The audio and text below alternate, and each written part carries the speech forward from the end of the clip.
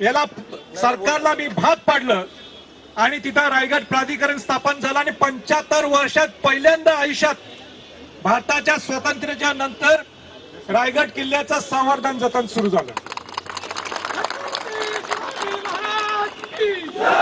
ह्याच्यावरच तुम्हाला दिसून येते, मला बोलून दे, ह्याच्यावरच तुम्हाला दिसून येईल की संभाजी छत्रपतींची प्रामाणिक भावना किती आहे. नंबर 2, मुंबईत ही देशाची आर्थिक राजधानी आहे आणि मुंबईत एक मोठं स्मारक व्हावं ही त्यावेळी सगळ्या पुढाऱ्यांची इच्छा होती. त्याचं मी कौतुक करतो. पूर्वी पहिल्यांदा जर कोणी घोषणा केली असेल ते राजश्री छत्रपती शाहू महाराजांनी केली. राजश्री छत्रपती शाहू महाराजांनी इच्छा व्यक्त केली मुंबई महानगरपालिकेकडे की मुंबई महानगरपालिकेच्या समोर तिथं छत्रपती शिवाजी महाराजांचं स्मारक उभं राहावं. त्याचा पूर्ण खर्च हा मी माझ्या करवीर संस्थांच्या दरबारमधनं करेल. पण त्यावेळीची राजकीय परिस्थिती काय झाली, काय घडलं त्याच्यात मला खोल जायचं नाही, ते गेले नाही पुढं. नंतर अनेक लोकांनी आपल्या भावना व्यक्त केल्या की मुंबई सारख्या ठिकाणी इथं शिवाजी महाराजांचं एक भव्य जे जग पाहिल असा इथं स्मारक व्हायला पाहिजे. गडकोट किल्ले तर जीवित स्मारक आहेत त्यांचे. पहिल्यांदा सुशीलकुमार शिंदे यांनी घोषणा केली 2010 मध्ये. त्यावेळीचे तत्कालीन मुख्यमंत्री अशोकराव चव्हाणांनी सांगितलं इथं शिवाजी महाराजांचं स्मारक व्हायला पाहिजे. त्यांच्या जाहीरनाम्यात घेतलं.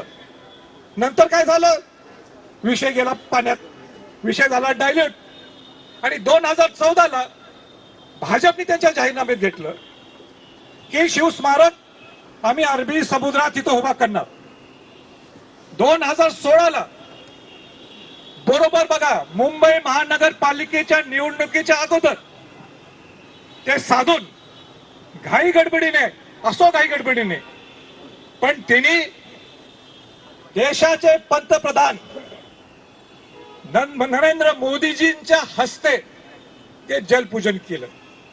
ज्यावेळी नरेंद्र मोदी एक पंतप्रधान जलपूजनला येतात याचा अर्थ काय की तुमच्या परमिशन्स सगळ्या 100% पाहिजे, त्याशिवाय कुठलाही पंतप्रधान येत नाही. पंतप्रधानांनी जलपूजन केलं.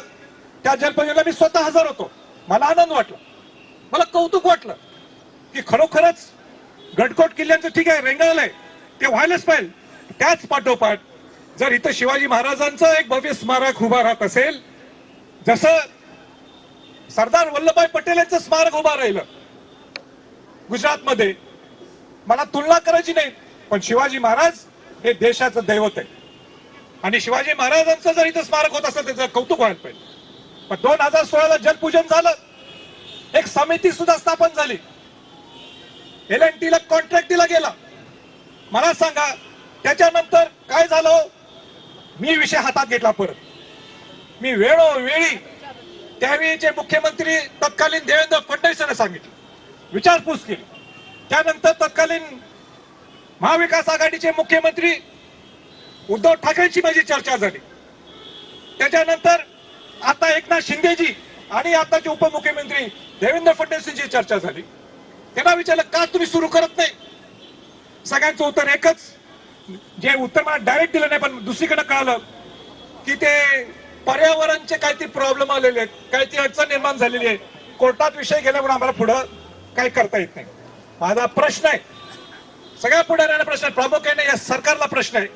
तुमचं केंद्रात सरकार आहे, तुमचं राज्यात सरकार आहे, तुम्हीच घोषणा केली, तुम्हीच जलपूजन केलं आणि ते काही किरकोळ माणसाचं जलपूजन, किरकोळ माणसाचं स्मारक नाहीये. ते छत्रपती शिवाजी महाराजांचं अरबी समुद्रात 2800 कोटी रुपये जाहीर केले होते त्यावेळी, त्याचं जलपूजन केलं आणि जलपूजन केल्यानंतर एक समिती स्थापन केली, LNT ला कॉन्ट्रॅक्ट दिला. आज तिथं काय झालंय हे आपल्याला माहित नाहीये. आता मी स्वतः जलपूजन करण्यासाठी गेलो, मी अभिवादन शिवाजी महाराजांना केलं. पण माझी इच्छा आहे ना, एक 13 कोटी महाराष्ट्रातल्या जनतेला समजायला पाहिजे नेमकं शिवाजी महाराजांच्या अरबी समुद्रात तिथं स्मारक झालं आहे काय नाही, आणि झालं असेल तर जाऊन आम्ही जाऊन सगळे शिवभक्त जाऊन अभिवादन करू. हे काय मला पोलिसांना विचारायचं आहे. एक मिनिट, कायदा संभाजी राजा मागे बढो. एक मिनिट, आपण कायदा आता